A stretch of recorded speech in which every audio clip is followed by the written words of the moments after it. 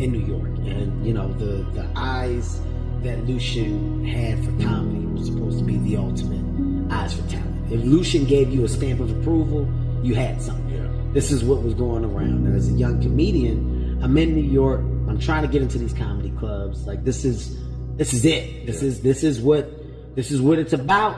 I'm here. Oh my God. Like, yo, I'm starting to get closer. Yeah. I'm in the city. Uh-huh. Whoa. Whoa. Major step. Yeah. Major win. Come on, Kev. We getting there. Yeah. I landed an audition for the comic strip and for Lucian. Like, there were different levels of the audition. You could audition for Lucian's people, and then Lucian's people would say, okay, now Lucian can come see you. This is somebody he should see. So Lucian didn't have to look at everybody. So you could go through a filter, pretty much.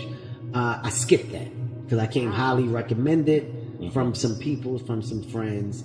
They set up a time for Lucian to go to see me. I'm nervous. This is a big day, but I'm ready. I get on stage. I kill. Now, my material wasn't great back then. I mean, this is the beginning. Yeah. I'm green, so I'm not talking about much. But I have a good set. Lucian calls me off the stage, calls me to come in his office. This is where he talks to the comedian after the shows. And he tells me, without any pause, hesitation, without any... there was no warm-up. There was no preparation for what he was about to say. He goes... I don't think comedy is for you.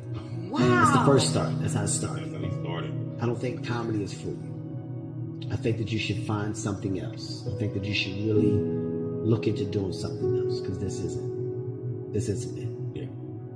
Straight face. I'm not going to use you at my club. No. Not you. Thank you. Oh, gross. Sorry, that's it. That's what so there's no laugh after that. That's you mean that. That's what you're saying. Thank you. Had to get up, go out of his office. Biggest punch in the stomach I took. Wow. Everybody builds this stigma as what you need along your way. Everybody always has something. Mm-hmm. Now, if you want to make it, hey, you want to do radio, let me tell you something. You're not going to ever make it if X, Y, and Z don't give you the sign of approval. If he give you a blessing, you out there. Yeah. You know, hey man, look, you got a book. Let me tell you something. If Oprah don't say nothing about that book ain't gonna make it. Okay? Not to say that Oprah's word isn't powerful, because it is, but everybody doesn't need that. Everybody's not supposed to go the same ways or follow the same pattern. And that's what people get locked into. Yeah. And I was locked into that in the beginning. Yeah. I wanted the approval of certain comedians, of certain comedy club owners, of certain managers to come and see me. But that wasn't for me. That wasn't my path. So when I understood that, it was about trying to just simply become the best version of me possible and create my own path. Uh-huh. How do I create my own path? How do people jump on my path? How do I do that? Yeah. Oh, Kevin, you know what you do? Just keep doing what you're doing, and eventually they'll come. Everybody's going to have to catch up with you eventually. Yeah. If you work hard and you do what you're supposed to. And in this book, I talk about that. I talk about staying true to my journey and my beliefs and my goals, and saying, you know what, the thousand no's that I took prepared me for the one yes. Because when I heard that one yes, I got addicted. Yeah. I don't have to go back to no's. I heard yes one time. I'm about to make these match up. I'm gonna get as many yeses as I had no's. Yeah. It's about to shift full circuit. Yeah. But it's information. It's valuable information. Yeah. Don't give up on the shit you control, man. And here's the crazy thing about me writing a book. I realized that we're living a book. Yeah. Like, your life is a book. You got chapters in your life. And the reason why I say life lessons, because each chapter, there should be a lesson after that chapter in your life. If something bad happened, what did you learn from that bad mistake? And how did you improve on that to move on to the next chapter in your life and be better? Ultimately, however your book ends, which is your life, you dictate and you determine that. So if it ends bad, that means that you were content with the bad that was going along the way in the chapters. If it ends good, you did that. My dad's is going to end good, simply because he made his mistakes. He was on drugs, put him in rehab, got cleaned up, but now he's trying to be the best grandfather that he possibly can. I have no ill will and desire for my dad to think about the mistakes he's made. Instead, I take care of my dad. Here's your house, here's your car. Go out with a bang, so when it's all said and done, your life is closed with a dope chapter.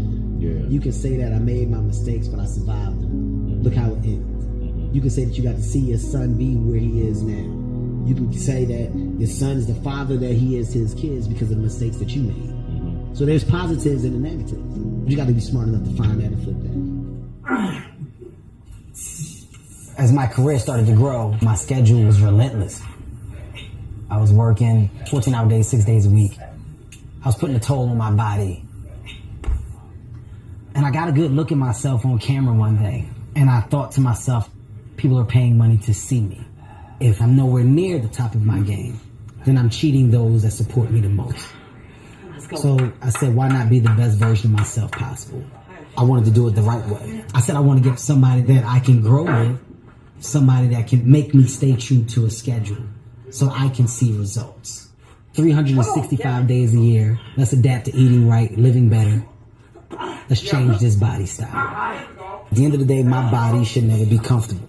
If I don't have to sit down at the end of our workout, if I don't need a moment, if I'm not breathing as hard as I can, if my chest isn't hurting for a second, then you didn't do your job today.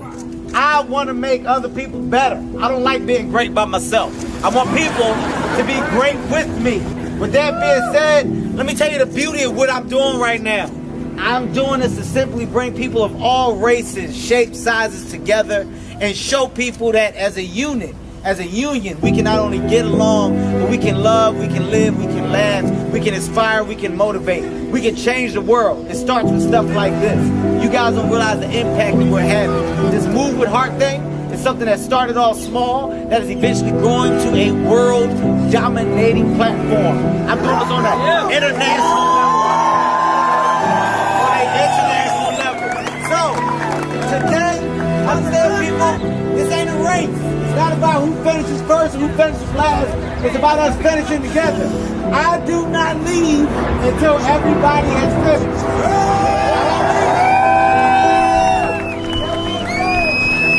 The longer you take, the longer you keep my day up. I got a lot of stuff. Okay, I got a show tonight. Don't take all day coming across that finish line because I'm waiting on you. If you see somebody struggling, tap them on the back, tell them to finish, tell them that you're there with them. We're here to help each other, man. At the end of the day, we start as a group, we finish as a group. Amsterdam, let's make the day epic. Let's kick this off.